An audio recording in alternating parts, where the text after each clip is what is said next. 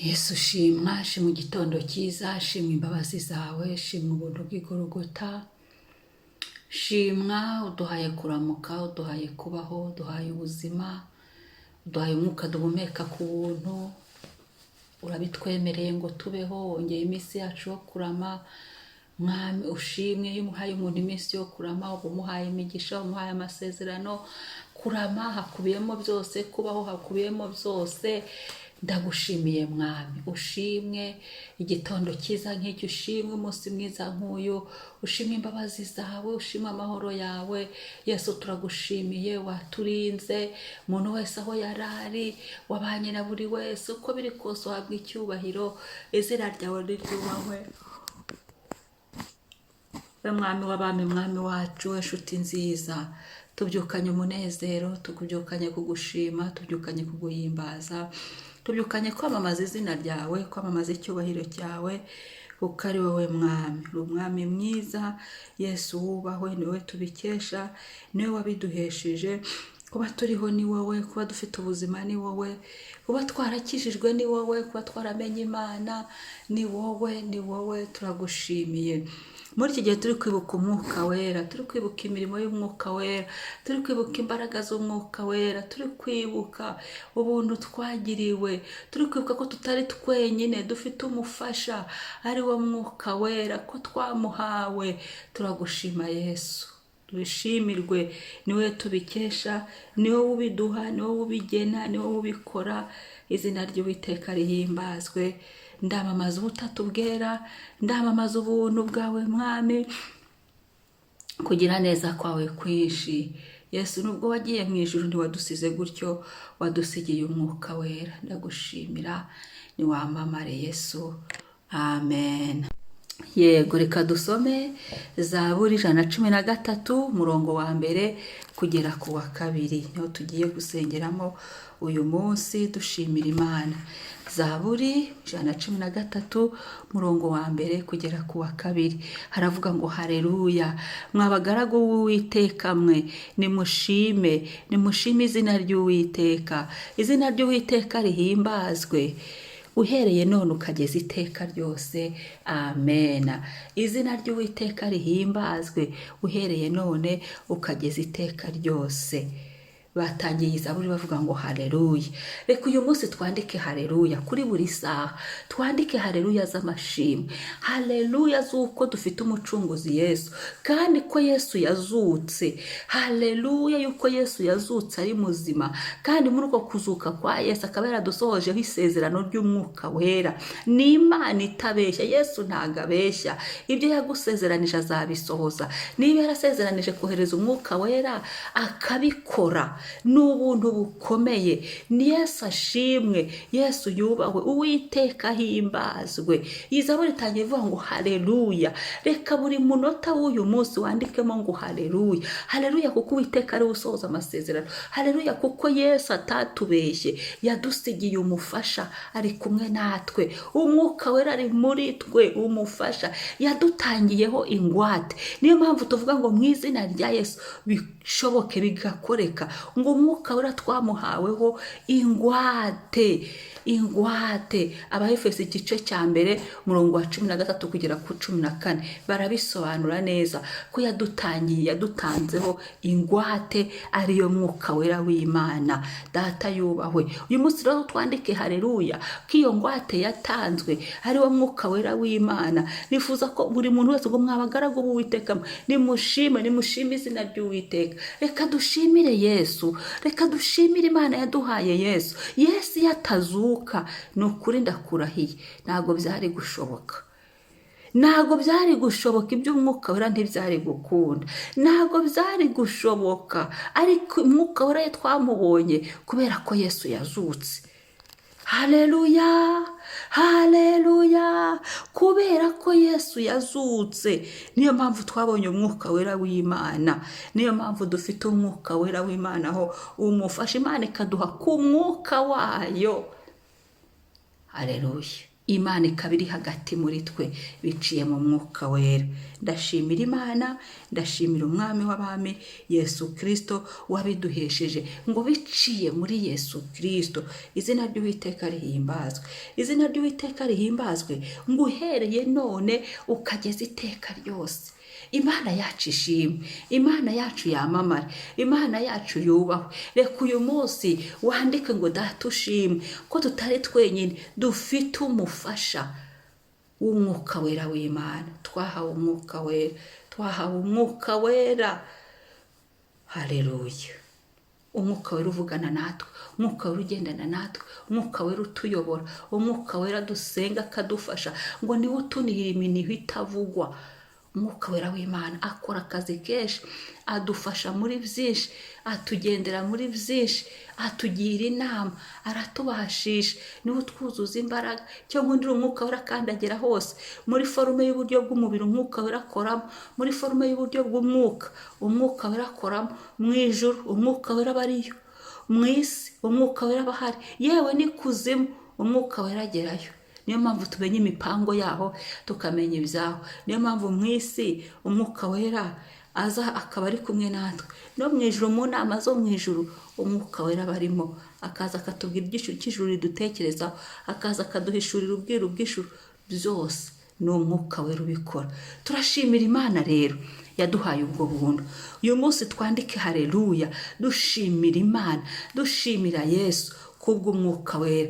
Haleluya, haleluya, haleluya.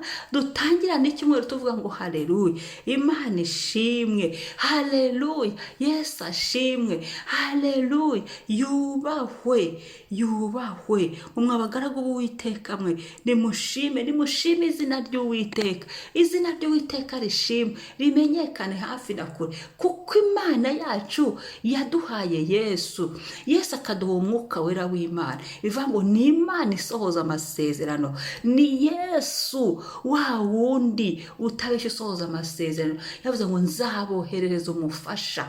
Yarabikoze, yarabikoze. Umufasha turi kumwe ari we mwuka wera, umufasha agendana natwe ari we mwuka wera, umufasha ari mu buzima bwacu ari we mwuka wera w'Imana nzima, ari we mwuka wera w'Imana uva kuri data, wa wundi wari warasezeranijwe. Izina ry'Uwiteka rihimbazwe uhereye none ukageza iteka ryose. Amen. Ngibyo asezeranijwe n'Uhoraho, birihuta ubu kuboneka vuba. Bibiliya niyo ntwaro ndwanisha, njyewe niringiye Uhoraho. Haleluya, nizigiye ibyo asezeranijwe na Yesu wacu. Nago yashobora kumpemukira. Ibyo asezeranijwe n'Uhoraho, birihuta ubu kuboneka vuba. Bibiliya niyo ntwaro ndwanisha, njyewe niringiye Uhoraho. Haleluya, niringiye ibyo asezeranijwe na Yesu wacu. Nago yashobora kumpemukira. Nago yashobora kumpemukira. Haleluya. Yesu yadusohojeho umwuka wera.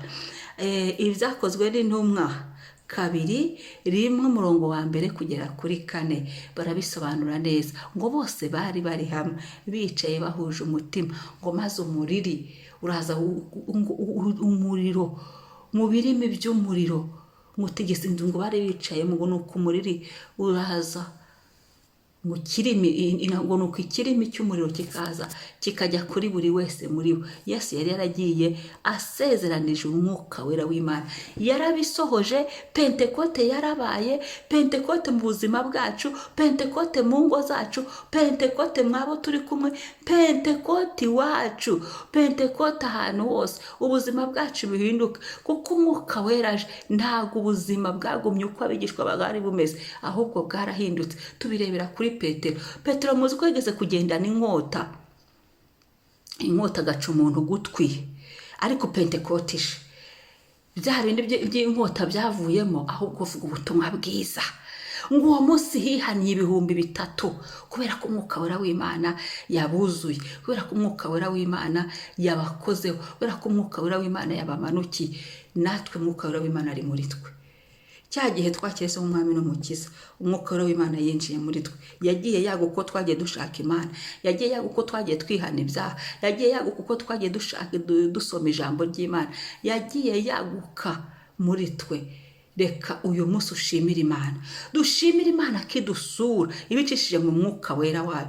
Dushimire Uwiteka kavugana natwe akoresheje umwuka wera we. Dushimire Uwiteka kahagararanye natwe. Zaburi yavuze ngo haleluya, mwabagaragu b'Uwiteka mwe nimushime Uwiteka, mushime izina rye. Reka dushimire Imana kubw'iyi Pentekote, wumve wuzuye amashimwe. Uyu munsi wandikeho ngo ndagushima Mana ko waduhaye umwuka wera, umwuka wera utujijura, umwuka wera umujyanama, umwuka wera umufasha, umwuka wera umunyembaraga, umwuka wera watanzweho ingwate.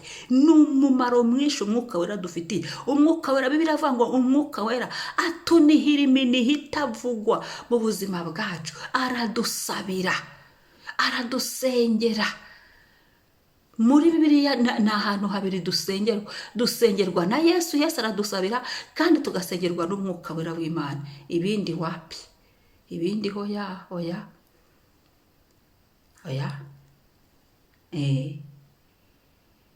Mwene so yakwizerera akagusengera n'iki ni byiza, ariko nanone uruhare rwawe ruba rukenewe. Umwuka wera waradusengera na Yesu, ubwo ngo banasenga ibijyanye n'iby'umutima w'Imana ushaka. Twebwe n'abantu hari igihe twasenga bitewe n'amasantima yacu, nuko tuzi umuntu, nuko tureba umuntu, n'ibyo twumvishije.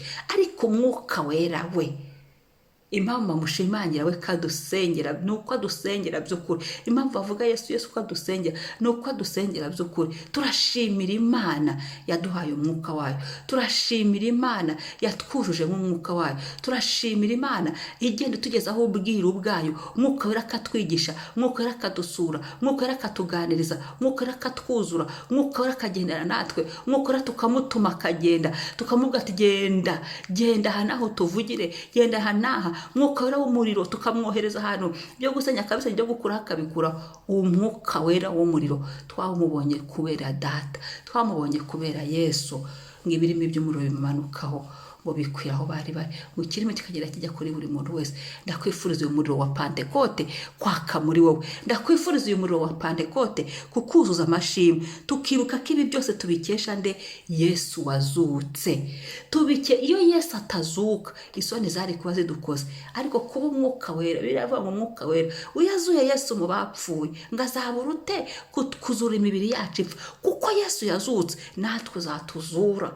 Ni umwuka wera w'Imana ubikora. Data wa twese yamamare. Komera Yesu amashyi, utaratubeshya akadusohozaho umwuka wera.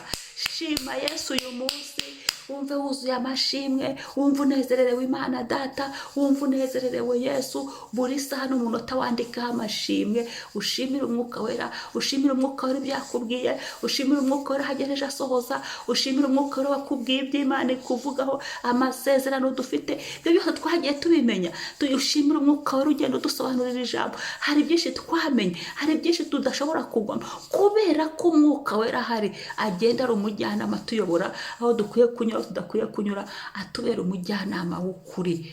Yesu arakoze, ndamushimiye kubwa mwuka wera. Yesu ndagushimiye umwuka wera w'Imana we twahawe. Dushimiye Imana kubwawe, dushimiye Imana ko tugufite, dushimiye Uwiteka. Haleluya, haleluya, kuri buri munota w'uyu munsi. Uyu munsi bimenyekane Uwiteka ntabeshya, bimenyekane Uwiteka ari mu buzima bwacu, bimenyekane Uwiteka asohoza amasezerano, bimenyekane Uwiteka yaradukunze, bimenyekane ko ari we Mana yacu. Turamushimiye. Izi haleluya zandikwe ku munsi wacu kuri buri saha, buri munota amashimwe yandikwe. Duhisemo kugushima uyu munsi Mwami kubw'imirimo wadukoreye. Uyu munsi utubere uw'umugisha, Mwuka wera tuvugire, Mwuka wera agendane natwe, Mwuka wera akore aho tutakora, Mwuka wera agumye aganze, agumye akore n'ibyo tutavuze, agere naho tutagera, kubera imbabazi n'ubuntu by'igorogota n'umuzuko wa Yesu Kristo. Turashima Imana. Haleluya, haleluya, amen. Shalom, shalom. Mwari kumwe na Mama Ebenezer.